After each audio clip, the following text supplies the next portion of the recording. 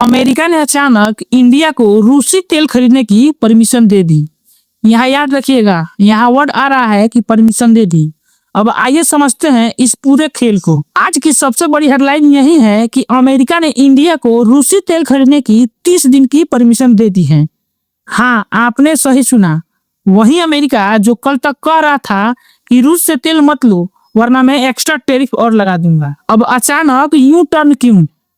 क्योंकि middle east में Iran war ने सबका तेल का गेम उलट पुलट कर दिया है।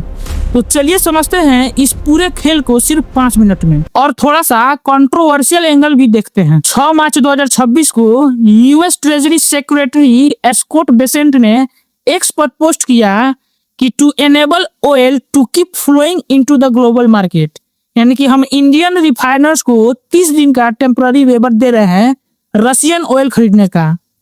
अब आइए समझते हैं कि क्या कवर करता है ये वेबर। सिर्फ वो रूसी क्रूड ऑयल जो 5 मार्च 2026 तक जहाजों पर लोड हो चुका था, वो जहाज जो अब स्ट्रेंडेड है क्योंकि स्ट्रेट ऑफ हॉर्मुज डेंजरस हो गया है ईरान कॉन्फ्लिक्ट की वजह से। वैलिडिटी इसका है 3 अप्रैल 2026 तक। मतलब ये कोई परमानेंट लाइसेंस नहीं है, ये बस स्टॉप गैप मेजर है ताकि ग्लोबल ऑयल सप्लाई रुक न जाए और कीमतें और न बढ़े। क्रूड पहले से ही 85 से 87 डॉलर के आसपास जा चुका है, और अगर इंडिया जैसे बड़े बायर रुक जाएं तो ये और ऊपर जा सकता है। तो आखिर अमेरिका ने ये वेबर क्यों दिया? अब असली सवाल ये है कि अमेरिका को अचानक इतनी दया क्यों आ रही है? तो इसकी 2 वजह साफ दिखाई दे रही हैं। पहला वजह यह है कि जो ईरान वॉर है वो सबको हिला दिया है। जो स्टेट ऑफ हॉर्मुज था वो लगभग बंद हो गया है, और इसके साथ साथ सऊदी, यूएई और इराक का ऑयल भी अटक रहा है। अगर इंडिया रूसी ऑयल नहीं लेगा तो ये ग्लोबल प्राइस $100 के पार हो सकता है। और इधर अमेरिका खुद इन्फ्लेशन से डर रहा है, और अमेरिका को इंडिया चाहिए। ट्रम्प एडमिनिस्ट्रेशन ने पिछले कुछ महीने ही 25% टैरिफ हटाया था। अब कह रहा है कि India is an essential partner. मतलब कल तक रूस से तेल मत लो, आज ले लो, लेकिन सिर्फ स्टैंडर्ड वाला। इसमें कंट्रोवर्शियल बात यह है, हमने तो पहले ही रूसी ऑयल कम कर दिया था और फिर से ले रहे हैं, लेकिन शायद डिस्काउंट वाला दौर शायद खत्म हो गया है, और इधर चीन भी कम्पीट कर रहा है। अब इसमें भारत के लिए अच्छी खबर यह है कि पेट्रोल डीजल की कीमतें थोड़ी कंट्रोल में रह सकती है।